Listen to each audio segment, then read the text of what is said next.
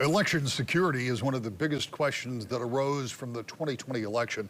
And while election officials then and now claim there was no significant fraud in the last presidential cycle, they are doubling down on safety and transparency ahead of the 2024 race. A number of new election laws and procedures have been adopted since 2020, and this will be the first presidential election that many of them have been employed. That's one reason Michigan Secretary of State Jocelyn Benson wants voters to know the new rules before the polls open. We talked with her about what she's doing to try to keep people informed and providing transparency for this year's election. Madam Secretary, this is a pivotal time because a big election is coming up. It's not just a presidential race. It's not just about an open U.S. Senate seat or every congressional seat, but the state house, which may be one of the most important ever races as we look at it when it comes to balance of power. But it all starts with being registered to vote. So talk to me about what people should do if they aren't registered, if they're not sure they're registered, and who can register.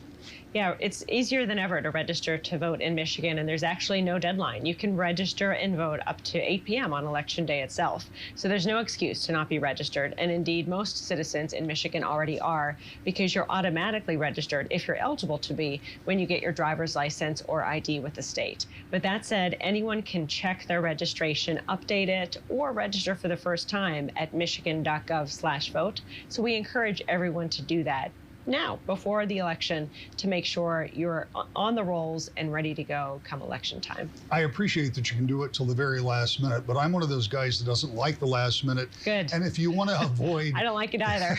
If you want to avoid any complications or any question, really do it now. It's a really easy process. That's absolutely right. I mean, really look at that last minute option as a safety valve in case there's a snafu, but we shouldn't plan to do it at the last minute. We want everyone to just go online, or when next time you're at a Secretary of State branch office, ask to make sure that they update your registration or that everything is good to go. The good thing is that at michigan.gov/vote, you can get everything you need to know about voting, from your sample ballot to where to vote, and most importantly, of course, making sure you're registered and ready to go. You know, it's not lost on you that there are a lot of people that are concerned about who's registered to vote and who's voting out there. Talk to me a little bit about the Secretary of State's role in keeping that certified voters list and making sure that the people who are registered, whose names appear there, are qualified voters. It's really important that we have accurate voter rolls, and we've done more in the last 3 years than has been done in the last 10 years in our state to actually ensure we're removing people who are ineligible, whether they become deceased or move out of the state or otherwise can't vote, and that we're making sure it's easy to get on the rolls and continuing to update with our local clerks. So first, it's important for people to know that we do every 2 weeks get an update from the federal government on Social Security information if people are moving to other states, death information, death certificates as well at the state level. And then at the local level, local officials are getting those updates from the county as well. So there's a consistent update happening. It's an organic list to make sure it's accurate at all times. And then secondly, on top of that, we work to make sure we're contacting voters. And if we don't hear back, or if something bounced back when we send something, a voter goes into our inactive list, which sets them up to be removed once federal law enables us to do so. So that's a question I have. So how big a process is it to remove somebody from that list? Because on one hand, of course, you want that to be a qualified voter list. On the other hand, you don't want to arbitrarily take people off that might actually be trying to vote. So if you get the notification from the federal list, how long then before you take that off the state list? Someone has to actually not vote in 2 consecutive statewide elections, federal elections, before we can remove someone from the list. Now that's basically 2 years of not voting, or 4 years if you have 2 subsequent elections. And so that is a federal safety valve to make sure that no one is inadvertently moved. Sometimes people are overseas serving in the military and they don't get the notification, or they're out of town or something happens. So we want to save for that as well, but we do put people into an inactive list. Unless they vote again, they will be canceled and removed from the list. And in addition to that, we do have that safety net again of being able to register and vote on election day itself. If for some reason you would be removed and you're still eligible to vote, you can just re-register at that time.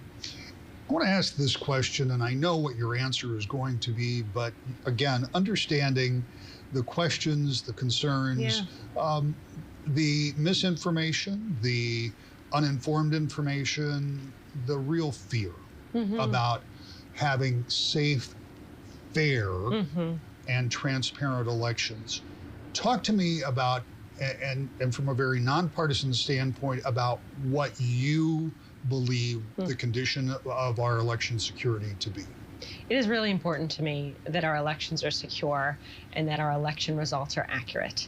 And I'm really proud that in the last few years, in addition to cleaning up our voter rolls, we've done more to make sure our election infrastructure is secure and our post-election process of counting and auditing and checking everything is also more robust and secure than ever before. So it's not hyperbole for when you hear the federal government officials at CISA or some of the federal agencies say that this is the most secure election infrastructure we've ever had.